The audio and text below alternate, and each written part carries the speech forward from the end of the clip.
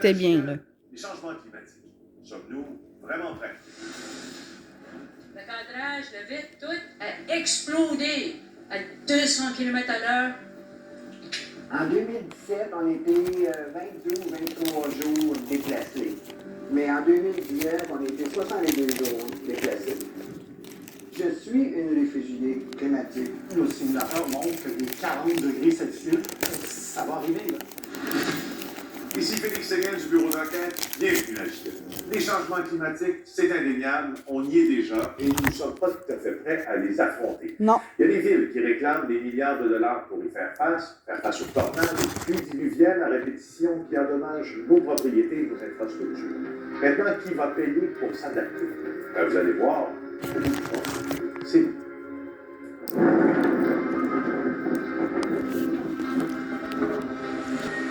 Un ouragan destructeur aux îles de la Madeleine. Des orages d'une extrême violence qui balayent l'ouest du Québec comme nous n'en avons jamais vu en mai. Pas cool, ça, là. Une canicule précoce au printemps qui fracasse les records. Pas cool, là. Vous trouvez que ça fait une année météorologique mouvementée pour le Québec? Vous avez raison. Et ce qui nous attend? Climat. Bien pire. C'est écrit climat. Sommes-nous prêts ou pas? Moi, je dis qu'on n'est pas prêts du tout. Les phénomènes extrêmes comme ça, comme les tornades et les dérêts chauds, ça se passait surtout aux États-Unis. Cette zone-là, plus propice, augmente, se dirige vers le nord, donc plus l'Ontario et le Québec. Donc oui, dans les prochaines années, décennies, on devrait avoir plus de phénomènes extrêmes. Saint-Adolphe d'Howard y a goûté. Le 21 mai, une ligne d'orage extrêmement violente traverse la petite municipalité des Laurentides. On apprend un nouveau mot pour nommer ce phénomène, dérecho. Ça n'a pas de sens, là. Un mois plus tard, 3 scènent simultanément la destruction. La plus grosse s'accompagne de rafales qui peuvent atteindre jusqu'à 200 km/h. 200 km/h, là. Ça n'a pas de sens, là. Voilà un beau cas pour voir comment Saint-Adolphe a composé avec cette météo déchaînée. Était-elle prête? Non. On a eu peur. Puis ça a été le choc après de voir justement les terrains qui n'avaient plus d'arbres, tout était à terre. C'est au lac Beau-Soleil qu'on voit les plus importants dégâts causés par les tornades. C'était plus circulable, ces chemins, les arbres. Il y en avait partout, des fils électriques. Je vais vous montrer. Ici, on n'a pas senti qu'on avait un plan d'urgence adéquat. En plus de la panne d'électricité Ça n'a pas de sens, qui a là. duré 5 jours, il n'y avait plus 5 de jours, téléphone là. et plus d'Internet dans les premières heures suivant la tornade. Les Ça n'a pas de informations sens, hein? arrivaient chez elle au compte-gouttes. Au niveau de l'organisation, au niveau de ce qui se passait actuellement, des tronçons de rue qui étaient fermés ou pas, de l'aide qu'on pouvait obtenir ou pas. Ça n'a pas de sens. À quelques kilomètres de là, Heather Bradley mesure encore la chance qu'elle a eue. Elle se trouvait chez sa mère et non dans son salon quand la tornade a frappé. Une chance parce que le vent avait pris une grosse vitrine comme ça. Le cadrage, le vitre, tout a explosé. Puis j'étais explosé dans la maison parce que c'était planté dans le mur, planté dans le plancher. À 200 km/h, je pense pas qu'on aurait eu cette conversation. Les Québécois devraient mieux se tornade, croit-elle. La rafale, qui s'est engouffrée par la salon, est ressortie en repoussant le mur d'une chambre de plusieurs centimètres. C'est bol. La journée même, il y a des chaises qui ont sorti par là. Impossible de parler au maire Claude Charbonneau, qui s'est montré plutôt discret durant les événements. Madame Bradley a des points de comparaison. Sa maison principale de Pierrefonds a été inondée en 2017 et 2019. Dans les inondages, j'avais M. Trudeau sur mon gazon, j'avais le MP régional chez moi, j'avais le maire à tous les jours. Ici, rien. C'est le directeur général de Saint-Adolphe qui nous a reçus. Il occupe ce poste depuis le début de l'année. Stéphane Labarre reconnaît que les communications avec les citoyens restent à améliorer. C'est sûr qu'on va mettre l'emphase là-dessus.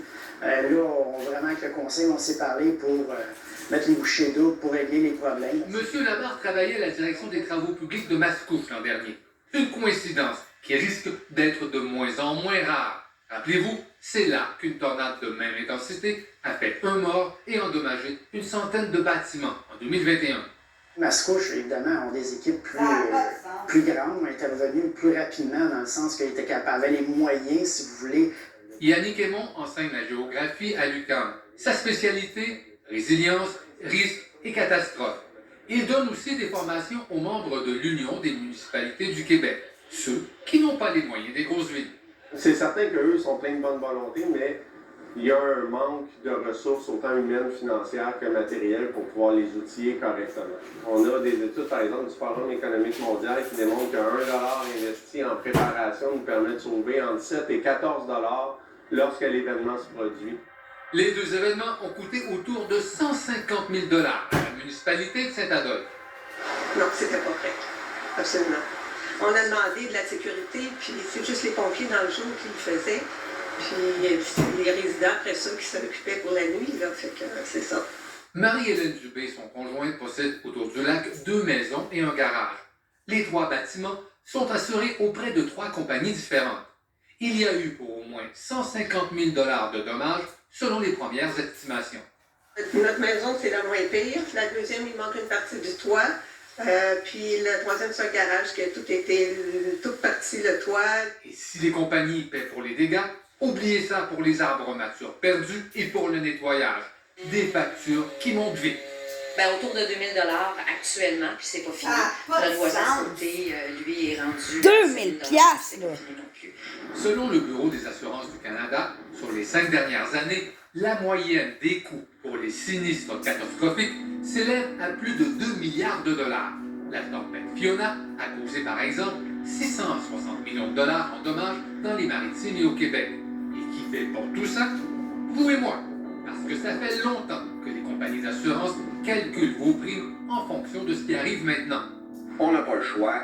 Le dommage par l'eau est passé de moins de 10 à près de 50% des dépenses de sinistre des assureurs.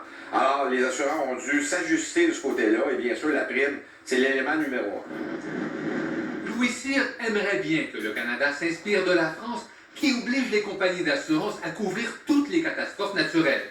Ce n'est pas le cas ici. L'idée française, c'est la constitution d'un fonds des catastrophes naturelles. Ça sera un partenariat. Dans le fond, on impose aux assureurs privés un pourcentage de la prime annuelle de chaque personne qui est dédiée à un fonds des catastrophes naturelles. Donc, l'État garde le contrôle sur ce que les assureurs Ça n'a pas de sens, sérieusement. en prime sur le Ça n'a fonds vraiment des pas de catastrophes sens. naturelles. Maintenant, aucun assureur ne peut exclure aucun sinistre de catastrophe naturelle. Alors, tout est couvert là-bas. La pluie de boue, le glissement de terrain, le tsunami, le tremblement de terre. Par contre, aucune compagnie d'assurance n'est le paysage perdu à Saint-Adolphe d'Hawaï. C'est pas remplaçable dans ma vie, tu sais, les gros arbres de 50 ans. J'ai 60 ans. Un arbre gros de même ne se va pas repousser dans mon temps. Tu sais.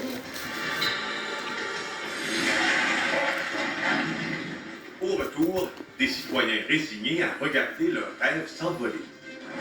Et ça prend pas de temps, les monnaies numériques. Non? Combien de temps ça a pris?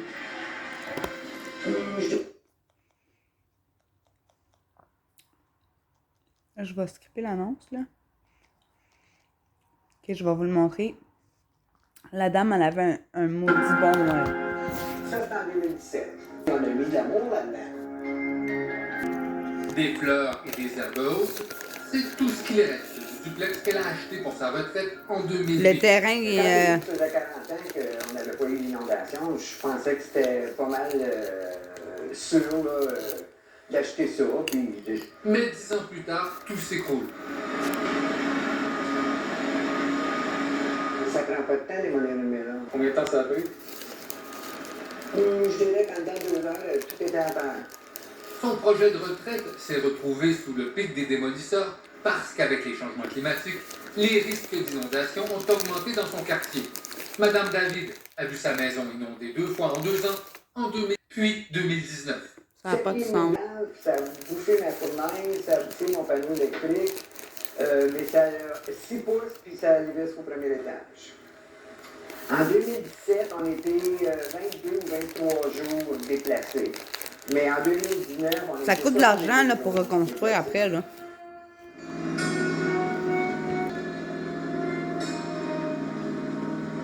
Après ces inondations historiques, Québec a instauré des zones d'intervalle un peu partout dans Quand je vais vous le Ça montrer. contiendrait un moratoire pour toute nouvelle construction sur les territoires désignés. Le gouvernement a aussi proposé aux sinistrés concernés une indemnisation allant jusqu'à 250 000 $ pour les inciter à déménager. S'ils acceptaient, ils devaient démolir leur maison et céder leur terrain à leur municipalité.